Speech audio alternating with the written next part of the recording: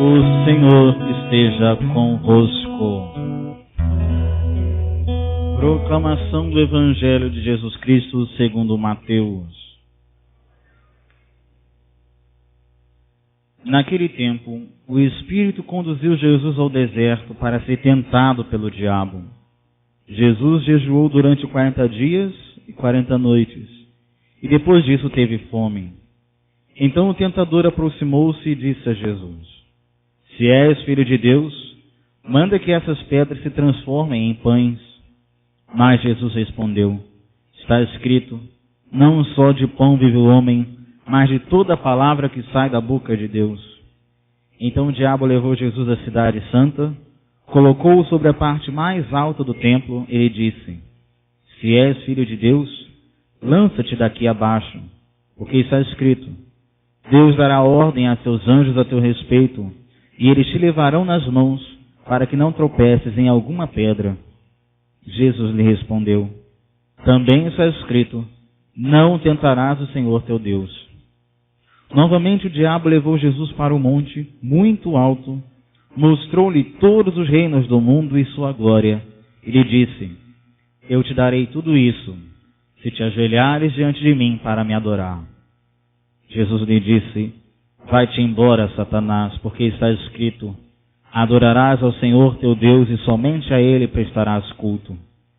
Então o diabo o deixou, e os anjos se aproximaram e serviram a Jesus. Palavra da salvação. As palavras do Santo Evangelho perdoam os nossos pecados.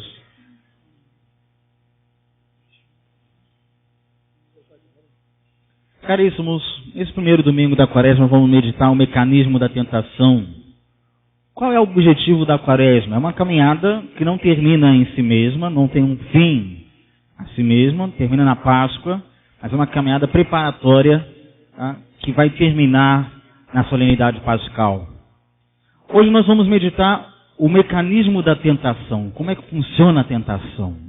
É tema muito prolixo, muito confundido, mas muito interessante também. E qual é a diferença de tentação e pecado? Porque as pessoas também já não sabem mais. Eu estou sendo tentado e eu penso que eu já estou em pecado. Confesso a tentação e não confesso o pecado. Há uma diferença enorme entre tentação e pecado.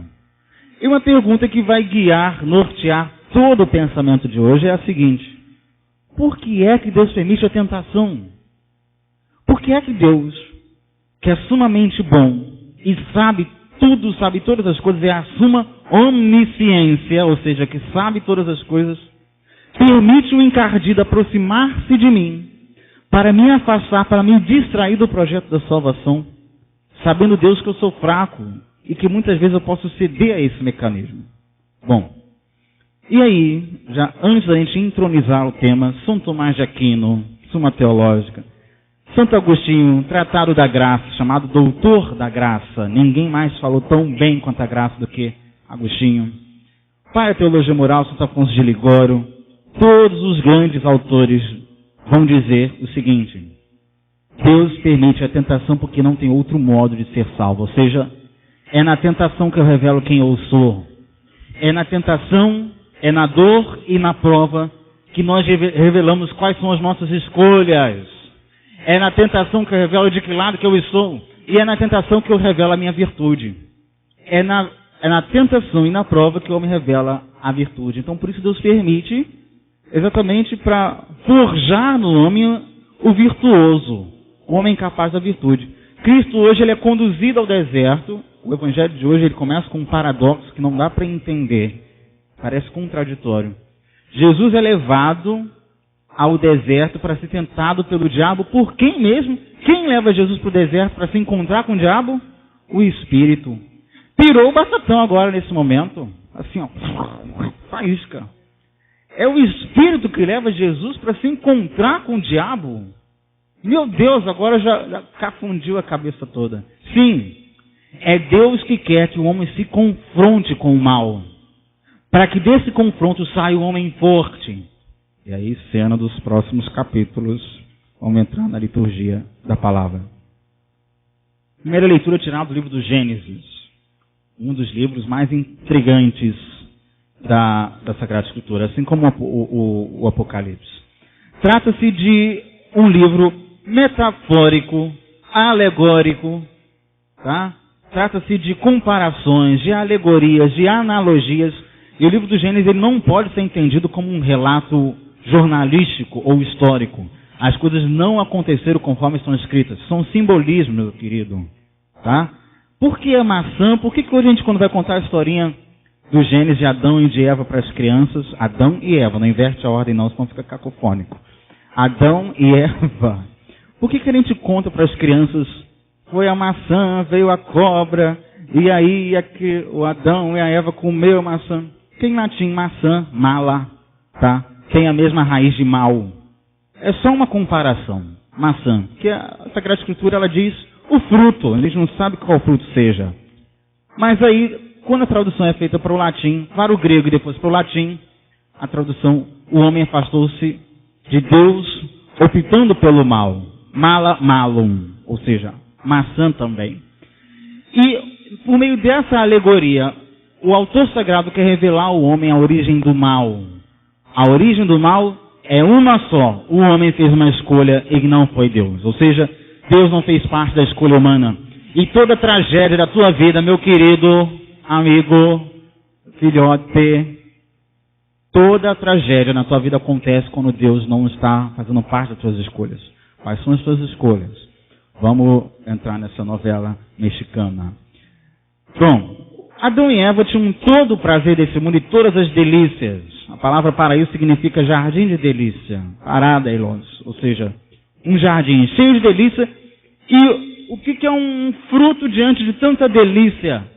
O que é uma fruta diante de tantos manjares? Então, antes de tudo, o livro do Gênesis quer revelar que o pecado é, antes de tudo, uma escolha burra. Está entendendo? É uma troca desonesta e burra. Trocar a Deus por outra coisa é trocar a delícia da vida por outros prazeres que não passam. Está entendendo? Que não passam daqui e ali. Que passam, aliás, né? Mas que não vão muito longe, isso que eu queria dizer. É trocar a Deus, que é a suma beleza, o sumo prazer, o máximo prazer, por um momento passageiro, transitório, tá? Que não é perene. E aí, a serpente, também uma linguagem alegórica, não foi uma serpente que fez homem pecar, só uma alegoria, só uma imagem. Tá? A serpente aproxima-se de Eva. Tá? Por que Eva? Porque a mulher. Foi o dia da mulher. Parabéns, mulher. Mulher. Eu só não vou cantar porque está sendo gravado. Por que a mulher? Qual é o poder de convencimento que essa criatura tem, minha gente? Quando a mulher ela quer uma coisa, ela consegue.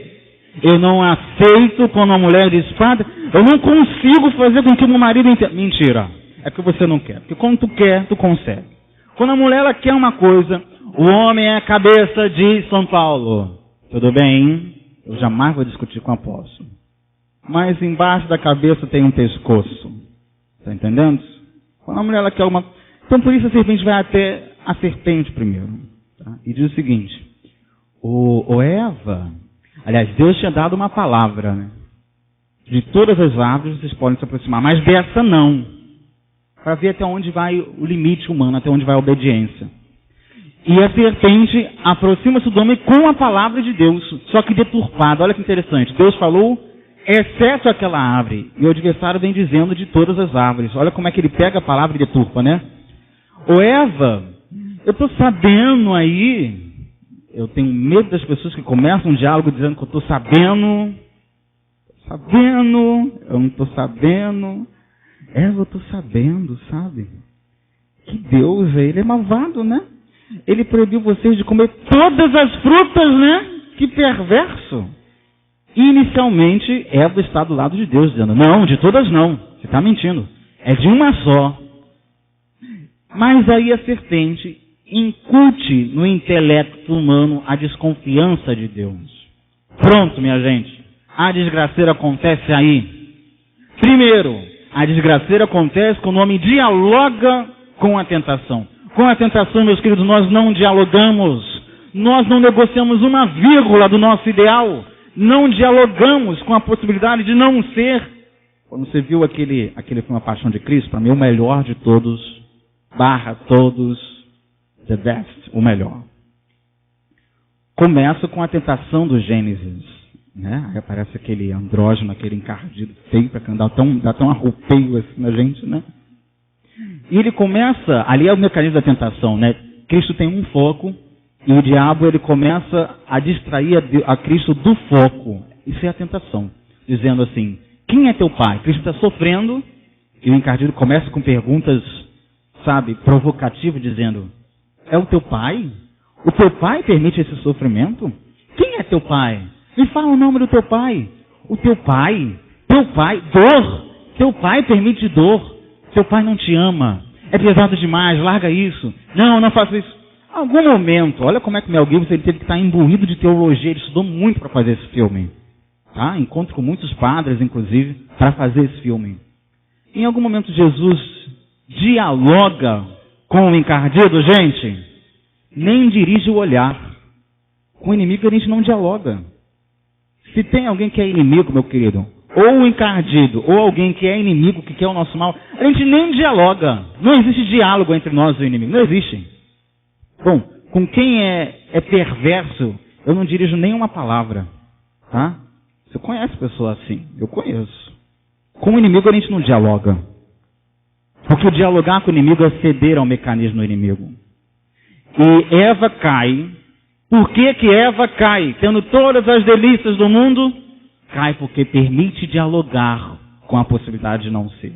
Com outra possibilidade. E aí, agora entra o pecado.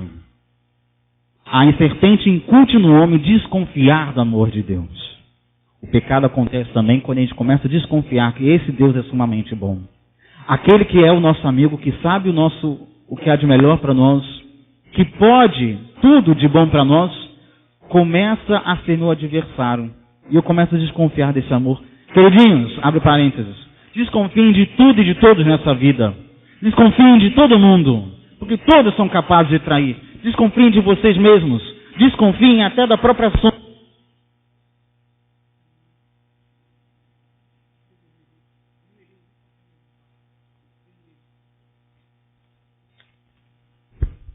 Alô. É o piloto, ele sempre faz isso. Bota a pilha aí pra mim. Eu vou falar daqui, eu sempre ganho mesmo. É melhor o amarelo. Não, é melhor o vermelho. Bota a pilha aí pra mim. Olha pra mim! Desconfiem. Olha pra mim. Ei. Essa vergonha está sendo gravada. Olha pra mim. Desconfiem de tudo e de todos.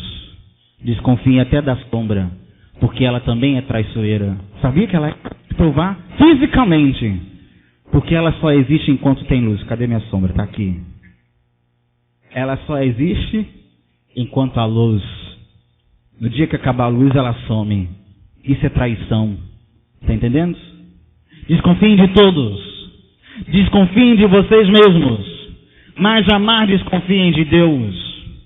Jamais. Eu posso não estar entendendo o que está acontecendo. Eu posso não raciocinar, não inteligir. Está entendendo? Não raciocinar, porque o primeiro efeito da cruz é crucificar a nossa razão. A gente não entende. O que era inteligível, o que era tangível já não é mais. Isso é a cruz. Tá? Ela crucifica primeiro o nosso intelecto. Ela é interessantíssima. A gente não consegue raciocinar mais. Desconfiem de tudo. Por mais que eu não entenda o que está acontecendo, a dor, a traição, a enfermidade, por mais que seja dolorido o que esteja acontecendo, jamais duvidar de Deus. Ele está no controle de tudo. Ele é Deus. Jamais questionar a sua vontade. Jamais questionar. Mas o encardido incute em Eva, não. Deus não pode te amar tanto assim. Ele permite limites em você, você tem proibições, você sente dor. Aliás, Eva nem sentia a dor é fruto do pecado. Tá? Olha só, hein? Ela consegue fazer Adão desconfiar, Eva desconfiar, mesmo sem sentir dor. Olha que burrice humana, gente. E agora o homem revela a sua opção por ser inimigo de Deus. Pronto. A tragédia está acontecida. Agora o homem perde as vestes. Aliás, ele já estava sem vestes, mas agora ele se enxerga nu. O que é a nudez no contexto bíblico? As vestes, no contexto bíblico, sempre são o sinal de dignidade. Tanto no Antigo Testamento quanto no Novo Testamento, eu conheço uma pessoa pela sua veste. Eu conheço um sacerdote pela sua veste. Eu sempre ganho no final. Desculpa aí, hein? Só para ele ficar com raiva. Eu conheço uma pessoa pela sua veste. Eu conheço um profeta pela sua veste, o sacerdote pela sua veste e o indigno também pela sua veste. Uma parênteses, tá? Sociocultural. Hoje, meus queridos, as pessoas elas perderam a noção totalmente da dignidade. Eu conheço a dignidade de uma pessoa pela sua forma de vestir, você sabia disso? Os dignos se vestem dignamente. Os impuros se vestem impuramente. Os safados se vestem safadamente. Não é um logismo agora, inventei essa palavra que nem existe. O perverso se veste perversamente. E o que tem a cabeça perversa, má, que quer distrair o foco, quer distrair o olhar, ele se veste impuramente. Interessante falar isso, que as pessoas têm vindo para a missa com umas roupas. Meu querido, olha, Papa João 23, enquanto cardeal ainda, João 23, o Papa do Concílio, vai ser santo agora mês que vem, junto com o João Paulo II. Tá? Paulinho e Joãozinho, os dois no altar. João 23 tem um senso de humor maravilhoso, eu adoro gente com bom humor, porque o bom humor é o primeiro sinal de inteligência. Quando ele era cardeal, ele deu uma entrevista, um furo de reportagem, melhor do que o do Papa Francisco agora para o Fantástico. Ele disse que nas missas dele ele tinha, e olha que ele está falando em Roma, que é frio, hein? Em algumas missas ele tinha vontade de dar umas maçãs na hora da missa. E o jornalista não entendeu nada, por que maçã? Sim, na hora da comunhão, ao invés de dar Eucaristia, dá vontade de dar maçã para as mulheres, para algumas mulheres. E perguntou, mas por que, cardeal, dar maçã ao invés de dar a comunhão? Ele disse, porque ela notou que ela estava nua depois que ela comeu a maçã. Né? Ela come a maçã, ela viu toda. Então, ele falou que durante a missa ele tem vontade de distribuir maçã. Qualquer dia eu vou fazer isso também. Eu vou trazer, vou comprar ali no Hortifruti umas maçãs para eu distribuir aqui no final da missa. Come, Eva, para você ver que você está pelada. Come. Né? Adoro. Aí, agora o homem peca, meu querido. Está uma desgraceira. Adão e Eva se afastam do projeto de Deus. E todo mal nesse mundo é consequência dessa escolha do homem que não é Deus. O homem agora opta pelo contrário. Cristo Jesus hoje no Evangelho, né, revela que é possível ao homem dizer não à tentação.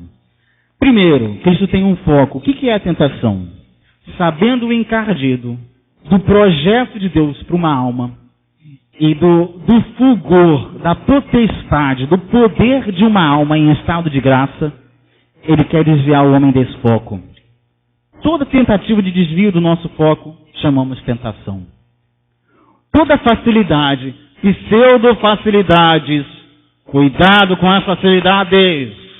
Meu querido, nem sempre porque é fácil vai ser o melhor para você. Cuidado com a facilidade, cuidado com a facilidade. Mais uma vez, você decorar. Cuidado com a facilidade. Eu tenho medo do que é fácil. Eu sempre opto pelo que é mais difícil. Por isso eu optei por ser padre. Entendendo? Sempre o mais difícil. O mais difícil é sempre o melhor. Entendendo? Vai ser complicado? Vai ser desafiador? Então eu topo. Nós nascemos para o desafio. Toda facilidade que aparece ao redor de Cristo para desviá-lo do foco é tentação. Só que eu só vou entender o Evangelho de hoje se eu entender o Antigo Testamento. Porque ele está cheio de imagens veterotestamentárias. A montanha é Cristo que sobe, tá? Os 40 dias. São Mateus, que é um judeu convertido ao cristianismo, escreve o Evangelho de hoje para a conversão dos judeus. E para São Mateus, Cristo é um novo Moisés. Tudo que Moisés faz no Antigo Testamento, Cristo passa no Evangelho hoje. Moisés, 40 anos no deserto. Cristo agora, 40 dias no deserto. Olha a comparação. Moisés sofre a tentação, Cristo sofre a tentação. Moisés não come, Cristo não come. Moisés não bebe, Cristo não bebe. Moisés suporta afrontas do povo no deserto. Cristo suporta afrontas do encardido, do inimigo da salvação.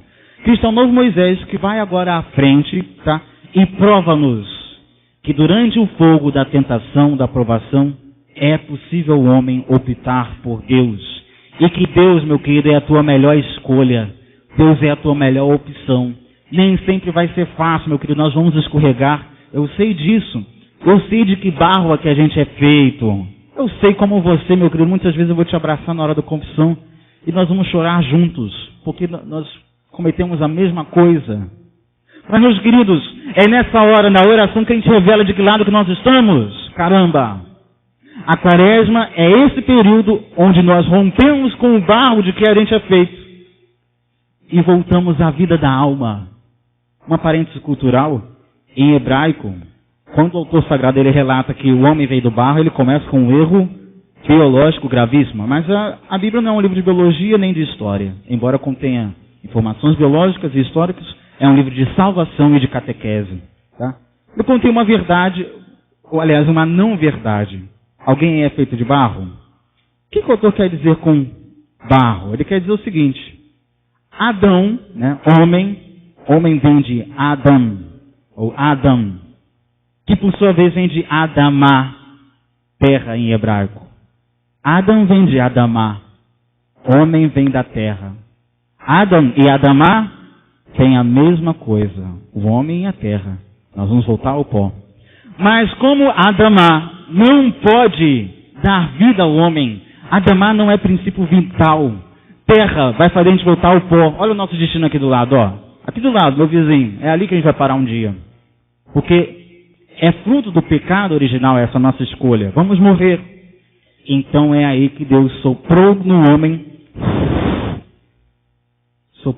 o Ruá, que em hebraico, o espírito, a vida da alma. Olha que lindo, gente. Quaresma é um período que nós rompemos com Adam e Adamá. E voltamos ao Ruá, a vida da alma. Porque se nós vivermos conforme o barro, vamos voltar a ser barro. Se vivermos conforme o Espírito, vamos viver para sempre. Isso é a quaresma. O encardido sabe, meu querido, o poder e a majestade de uma alma em estado de graça. E fará de tudo para te distrair desse projeto. Olha, se você lê Tomás de Aquino, meu querido, revelando, tá? Se você lê Agostinho revelando o poder de uma alma em estado de graça, vocês chorariam litros a cada página. O que acontece com uma alma em estado de graça, minha gente? É um fulgor, é um brilho. Se vocês pudessem enxergar o que acontece, o que vem do meio de uma alma em estado de amizade com Deus, é uma obra tão estupenda que ultrapassa a criação. Porque na criação Deus está. Num estado de graça, numa alma em amizade com Deus, Deus é. É diferente. Na criação Deus está. No homem em estado de graça, Deus é. Deus habita uma alma. E isso incomodou demais aquele que um dia contemplou a Deus face a face. Tendo contemplado a Deus face a face, disse não a ele e optou pelo mal. E agora se aproxima de Deus, de Cristo, tendo a palavra de Deus na sua boca. O que me chama a atenção no Evangelho, na primeira leitura, é que o diabo ele sempre tem a palavra de Deus na boca. Ele está sempre preocupado com o homem. Já viu como ele se aproxima de Eva, né? Eva, eu estou preocupado com você. Eu tenho medo das pessoas que se aproximam preocupadas comigo. Eu tenho muito medo. Começa assim, tá?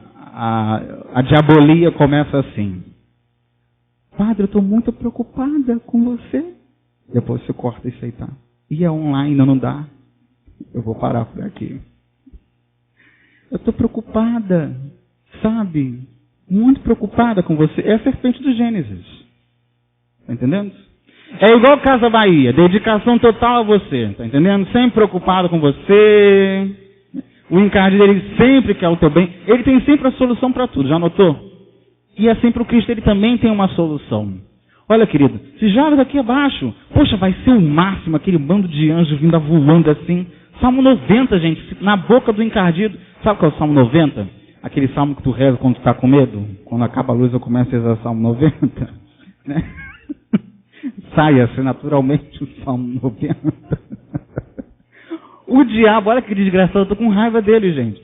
O diabo, ele começa a citar Salmo 90 de uma hora para outra. Os anjos virão e não permitirão o teu tropeço. Isso é o máximo. E Cristo refuta também com a palavra. Ou seja, para vencermos a tentação, meu querido, só tem um modo. E um só modo. É a força da oração. O encardido, ele não pode nada contra uma alma que reza. Ei, olha para mim, que eu vou te falar uma coisa. O diabo, ele não pode nada contra uma alma de joelhos. Porque se o corpo não pode ajoelhar, o coração pode ficar em genuflexão. Um coração genuflexo, isso é uma alma orante. Contra essa alma, meu querido, encardido não pode nada. Nem distrair-nos. Ano passado, faz um ano, há um ano, absolutamente um ano atrás, eu estava dando exemplo aqui do ônibus. Né?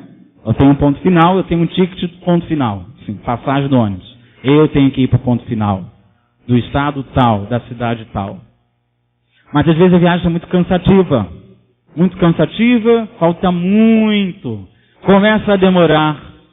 Aí eu olho pela janela, a pior coisa quando tu olha pela janela. Que aí você se distrai, não é verdade? E aí os encantos das atrações, dos atrativos começam a ser melhores do que o ponto final. Você toca a campainha e desce antes do ponto. É uma anta. Por quantas vezes eu desci antes do ponto, minha gente, e chorei amargamente, porque eu sei que o meu ponto final vale muito mais do que aquela atração momentânea da janela.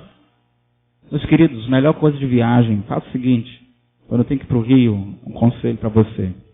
Eu não vou de carro, eu tenho medo de dirigir para o Rio. Eu tenho muito medo, eu sou medroso, confesso. Pega um ônibus, tem um negócio aqui, que a gente chama de ônibus, tem 4 rodas aqui. A gente paga ali um troquinho a mais, ele leva a gente lá para o Rio. E a gente vai até no Rio. Às vezes um gelo, né? Depois a gente desce e a gente pega o bafo do dragão. É um contraste assim.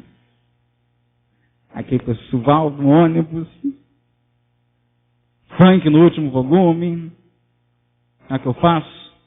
Para eu não tocar a campainha desse antes do ponto que dá vontade, eu durmo. Um fone de ouvido desse tamanho, eu vou comprar um fone. Me dá de presente aquele fone assim que tamanho de uma panela? Assim, me dá. Eu não ganhei de aniversário, me dá. É desse tamanho assim, ó. Não vejo nada, não escuto nada, de um rapidinho. Pronto, cheguei no meu ponto final. Isso é a tentação, minha gente. A tentação é tudo que se nos aparece para fazer-nos descer antes do nosso ponto final. E eu não poderia ter dito outra comparação para que você entendesse isso. Só que é uma diferença entre tentação e pecado. Eu gosto da cor branca, tá? Quem for comprar. A tentação é o seguinte. Tentação é o se eu ganhar muito eu vou vender. A tentação é o sentir. Sentir vontade. Só pelo fato de eu ter sentido uma vontade, meu querido, não significa que eu estou em pecado. O pecado é o consentir. É quando eu abraço isso, eu quero essa proposta. É quando o inimigo me apresenta uma proposta e eu abraço. Isso é consentir, que é a diferença de sentir. Nós seremos julgados não pelo sentir, mas pelo consentir. Olha, meu querido, sabendo o inimigo, quantas almas eu posso salvar por meio do sacrifício eucarístico? Vocês não sabem, às vezes, como ele coloca coisas imundas na minha cabeça. E, como diz Teresa d'Ávila, a nossa inteligência é a louca da casa. Às vezes vai longe. Às vezes rezando meu rosário, meu querido, olha, vem as coisas mais imundas que você pode imaginar. Aliás, não imagina não, na cabeça do padre. Isso é o sentir. São as imagens. São as tentações que batem dia e noite à nossa porta, dizendo, desce antes do ponto, só um pouquinho, vai valer a pena. Isso é tentação. Consentir a isso é outra coisa. E por muitas vezes eu conheço almas que estão em estado de graça, e estão em virtude, estão em estado de fortaleza tão grande por ter suportado a tentação, e pensam que estão em pecado. Não, querido. O sentir não vai nos julgar. Jesus não vai perguntar se eu celebrei a missa, por exemplo, com dor de cabeça ou sem dor de cabeça. Jesus não vai me julgar se eu celebrei a missa com vontade de voar muita pessoa, porque às vezes dá vontade, sabia? Tem umas criaturas que participam da missa assim, estão assim, totalmente fora da área de cobertura, dá vontade de soltar flecha daqui de cima, tá entendendo? Estou sentindo. Quem está vendo isso? Só Deus que está sabendo o que está passando aqui. Isso é o sentir, tá entendendo? Um dia eu vou consentir. Eu vou cair, tá entendendo? Cristo não vai perguntar o que eu senti, vai perguntar o que eu consenti. É isso que vai condenar-nos. Isso que é tentação. É o sentimento, é a oferta, é a proposta. E hoje nós viemos aqui para pedir a Deus que tape os nossos olhos contra essas propostas. Muitas são as propostas, muitos são os projetos, muitas são as iniciativas, muitas são as tentativas do encardido para fazer a gente descer antes do nosso ponto, minha gente. Tem um homem mau dentro de nós que não aceita esse projeto de salvação. Tem um homem perverso dentro de nós que não aceita, que não quer aceitar a vontade de Deus. Sabe qual é o pior? O pior é que você sabe que Deus quer e você opta por fazer o contrário. Isso aqui é burrice. Eu contei também há um tempo atrás, e vale a pena ver de novo, a crônica do índio. Sabe a crônica do índio? O jornalista foi à tribo indígena fazer um levantamento da vida tribal. Como é que é a vida tribal? Como é que são os costumes tribais? A religião tribal? E em cada tribo tem o cacique, tem o índio, tem o cacique, que é o que manda, aquela parada lá. Algumas paróquias têm os caciques também. E, deixa parênteses, e tem o pajé, que é o líder religioso. Tá? Lá na minha tribo, por exemplo, eu era o coroinha do pajé. Eu que segurava a flecha, que ele dava flechada nos outros. Ficava tudo com o índiozinho aqui. E o pajé se apresentou ao jornalista dizendo assim: índio ter dentro de si 2 cachorros, cachorro bom e cachorro mau. O jornalista ficou... de vez em quando eu ressuscito assim um índio que tem... quando ele vem à tona. Sai, índio, sai daqui. Aí o jornalista ficou morrendo de medo e não teve outra saída senão perguntar: se índio tem dentro de si cachorro bom e cachorro mau que brigam dentro de índio, quem é que ganha essa luta? Índio, sem precisar pensar, respondeu: ganha a quem índio der comida. Gente, esse índio está lendo muito tratado da graça de Santo Agostinho. Isso é teologia pura. A quem um alimento ganha. Se índio alimenta cachorro bom fica forte e come cachorro mau. Se índio dá comida e ração a cachorro mau fica parrudo e engole cachorro bom. A quem você tem alimentado? A quem você tem alimentado? Jovem, a quem você tem alimentado? Quem você tem alimentado? Cachorro bom ou cachorro mau? Quaresma é o período de dar ração, dar comida a cachorro bom. Por que existe tanta gente boa no nosso meio, gente? Eu conheço tanta gente iluminada, tanta gente que é bom, é prazeroso, é atrativo, é atraente estar ali ao lado, porque é bom. São pessoas que alimentam o cachorro bom. Agora você conhece umas... Eu vou até olhar para a câmera, dá um zoom. Eu tenho umas pessoas que são... É mentira, não dá não. Não me obedeça durante a missa, tá? Só durante a missa, depois... Sim. Por que existe mais peste ruim, gente, no nosso meio? Não pense em ninguém, senão você está em pecado. Por que existe mais pragas capazes do mal, que maquinam o mal, que destroem, que, sabe? A gente que alimentou o cachorro mau. Mas cachorro bom e cachorro mau está dentro de cada um de nós. Sabia disso? Todo mundo.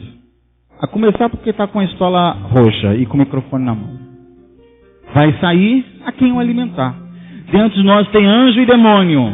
Quem vai sair? A quem você alimentar. E se você tem um homem bom nisso, meu querido, se você soubesse, o homem bom que está dentro de você, a mulher excelente, a mulher nobre, a mulher forte, quem vai sair? Você alimentar. Lá dentro de você tem um demônio que é incapaz de fazer a vontade de Deus e não quer, e quer a destruição do homem inteiro. E é isso a quem você alimentar. Quaresma é para isso, meu querido. É para te alimentar cachorro bom. E como a gente alimenta cachorro bom? Terço na mão, joelho na chão. É assim que a gente vence uma batalha, meu querido. Ricardinho não pode nada com uma alma que reza. E agora eu queria que você rezasse comigo. Mas a gente vai rezar. A gente vai fazer o que tu não faz há muito tempo. Rezar, meu querido, mas é pedir com força. Pedir a Deus que morra de fome esse cachorro mau que tem dentro de mim. Esse cachorro que você tem dentro de você, tá entendendo?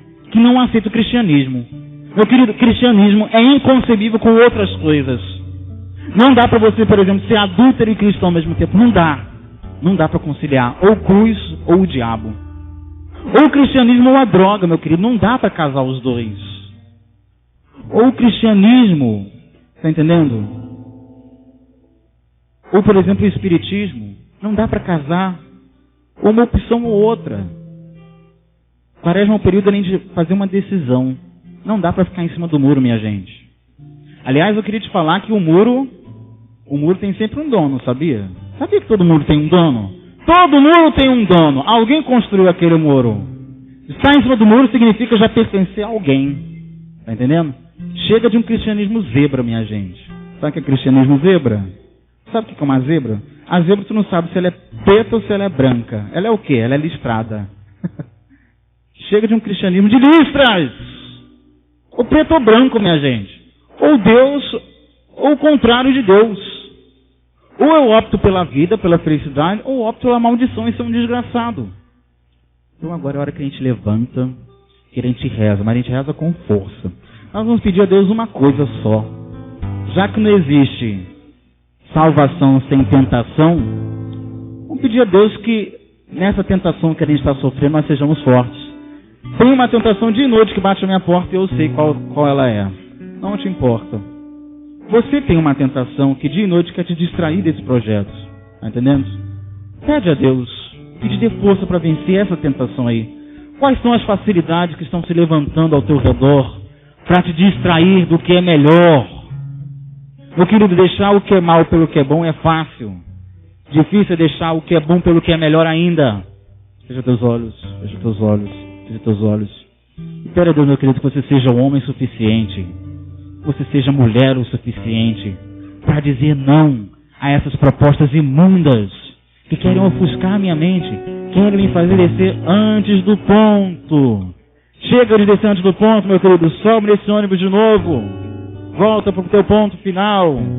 Juventude, faz uma opção por Deus, juventude. Fecha teus olhos, juventude. Pede a Deus, Senhor, eu queria nessa quaresma optar mais por vós. Porque o Senhor não tem feito parte das minhas opções. Eu tenho optado por outra coisa. E é por isso que eu tenho me dado mal, tenho colecionado frustrações. Pede a Deus, querido, muitos se levantarão à tua direita, 10.000 à tua direita, mas não sei quantos à tua esquerda. Setas mortais se levantarão contra ti, mas ninguém te poderá derrubar, disse Davi, Salmo 90. Porque o Senhor está ao teu lado. Porque o Senhor é teu refúgio, o Senhor é a tua proteção. Em quem você confia? Em quem você depositou a tua confiança? Cantemos, pedindo a Deus força. É de Deus que te fortaleça, meu querido. Que é impossível. É impossível te esquecer. Eu não estou só. Eu não estou só nessa batalha entre o bem e o mal. Cada nova experiência, a cada nova experiência eu te glorifico mais de ter. é a maior diferença em mim. Maior diferença em mim. Eu quero ver a igreja de Magé agora, em seus bons combates eu não combater. Se os bons combates eu não combater. Sem coroa, meu querido. Minha coroa não conquistar. Tá difícil, mas vai valer a pena, hein? Minha carreira eu não completar. De que vai a minha fé tanto guardar? De perseguido aqui eu não sou. Sinceramente, querido, você é tudo menos cristão. Sinceramente um cristão não sou. Oh, glória. A tua glória quero conhecer. Viver a experiência de Só os soldados, hein? Nesse exército. Só os soldados. Os fortes, hein? Viver pra mim é Cristo. Viver pra mim é Cristo. Morrer pra mim é lucro, é ganho. Vai valer a pena, querido. Seja forte, seja homem. Fala que não. Tenha coragem. Para de lutar. Triunfarei sobre o mal. Conquistarei troféus. Cada dia um troféu novo. Não há outra questão. Quando se é cristão, não se para de lutar Até chegar ao céu. Papa Francisco, fazendo uma interpretação moderna, do jeito que eu gosto, de Agostinho, de São Tomás e dos grandes doutores, disse o seguinte: Deus dá as piores guerras para os soldados. Olha pra você ver o muquinho do padre como é que tá, ó. Tá fazendo academia.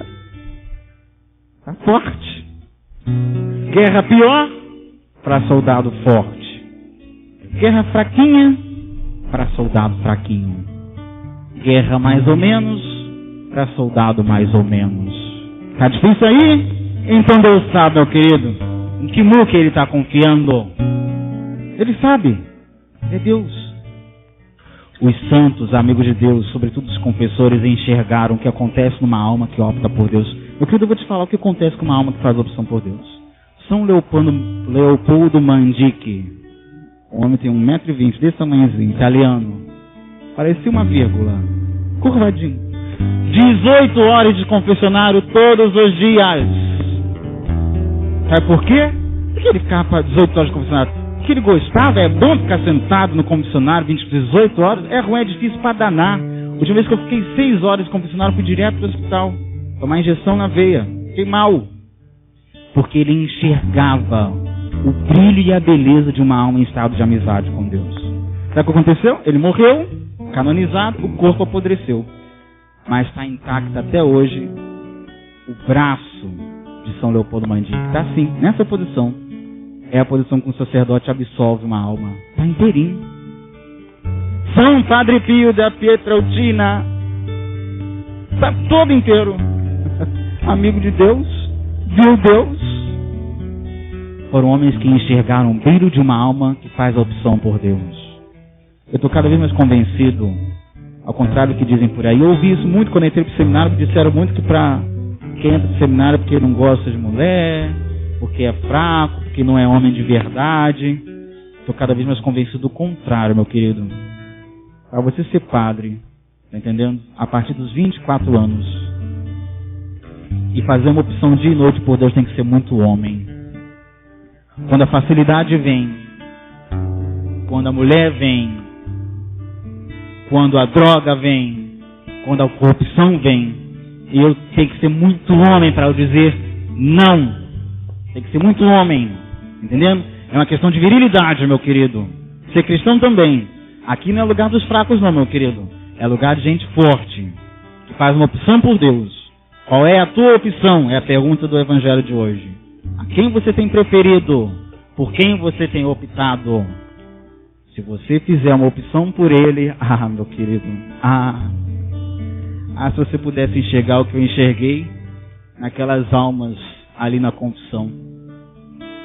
Se você pudesse enxergar um estado de graça dentro de uma alma, é já o céu dentro de alguém, é já o paraíso, é já o gozo, é já a plenitude. Deus numa pessoa. Isso, meu querido, é o maior tapa na cara do adversário que não optou por Deus. Então faz essa opção agora por ele. Faz a opção de voltar para Deus essa semana. Se você é homem de verdade, quero ver. Tá entendendo? Se você é mulher de verdade, voltar para ele. Fecha teus olhos. Diga assim no teu interior: eu sei, Senhor, que eu sou um fracasso. Eu escorreguei. Mas hoje eu quero optar por vós. Se os bons combates eu não combater, canta. Se o bom combate eu não combater, minha coroa não conquistarei. Se minha carreira eu não completar, de que vale a minha fé tanto guardar? Se perseguido aqui eu não vou, sinceramente mim um cristão não sou. A tua glória quero conhecer, viver a experiência de sobreviver. Nós vamos sobrevivendo. Agora, hein? Só forte. Viver pra mim é Cristo. Viver pra mim é Cristo. Morrer pra mim É lucro. Vai valer a pena. não há outra questão. Quando se é cristão, não se para de lutar. Triunfarei sobre o mal. Gente forte, heróis da fé. É uma questão de ser herói, meu querido. É coisa pra gente grande. Não se para de lutar. Só no céu, hein? Só no céu vai acabar a nossa luta. Muito obrigado, Senhor, por essa Santa Missa. Muito obrigado por ter me dado força para optar por estar aqui. Eu poderia estar em outro lugar, mas o Senhor me deu a coragem de ter dito não e ter vindo para a sua presença. Valeu a pena. Professemos juntos a nossa fé. Creio em Deus Pai Todo-Poderoso e em Jesus Cristo, seu único Filho, nosso Senhor.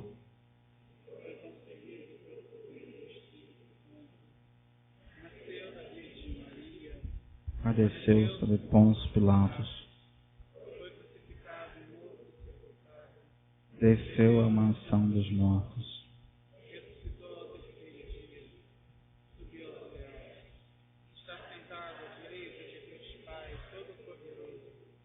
Onde há de vir a julgar os vivos e os mortos. Creio no Espírito Santo, na Santa Igreja Católica, na comunhão dos santos, na remissão dos pecados, na ressurreição da carne, na vida eterna. Irmãos, é preciso rezar em todo o tempo, mas sobre